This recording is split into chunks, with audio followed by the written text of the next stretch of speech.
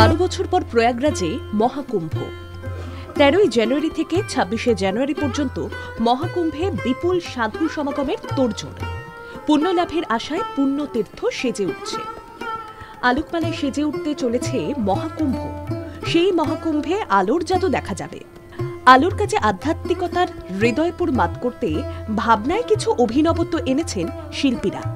দেশ বিদেশের মানুষের কাছে বাংলার সৃষ্টির চমক দেখাতে তৈরি হচ্ছেন চন্দননগরের শিল্পীরা। যেখানে শাহী স্নান হবে সেখানেই এই আলোর জাদু দেখা যাবে। 70,000 স্কোয়ার ফুট এলাকা আলোর তরঙ্গ তাক লাগাবে তামাম দেশের মানুষকে। বরাবরই টেমসের ধার থেকে শুরু করে চন্দননগরের লাইট, কুম্ভ মেলায় রিসেন্টলি আমাদের এই কুম্ভ মেলাতে যাচ্ছে আমাদের লাইট, এবং এর আগেও আপনার যোগীর যে আপনার রাম মন্দির আছে, যে রাম মন্দিরেও চন্দননগরের লাইট বিশালভাবে প্রভাব বিস্তার করেছে। কিভাবে দর্শনার্থীদের মন জয় করতে চান তারা, তার নীল নকশাও চূড়ান্ত করে ফেলেছে চন্দননগরের জাদুকররা।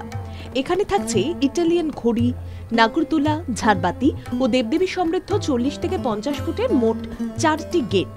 রাম, সীতা, শ্রীকৃষ্ণ, ছৌ নাচ সহ লোক সংস্কৃতির প্রাণের ধারা ফুটিয়ে তোলা হবে আলোর ঝর্ণায়। ভাবকুম্ভের আবহকে আলাদা মাত্রা দিতে আলোর কারুকাজে বাড়তি ছোঁয়া থাকবে। হাততালির আওয়াজে বসে থাকা গণেশ উঠে সকলকে আশীর্বাদ জানাবে। মূলত যন্ত্র নির্মাণ কাঠামোতে খেলা দেখাবে আলো।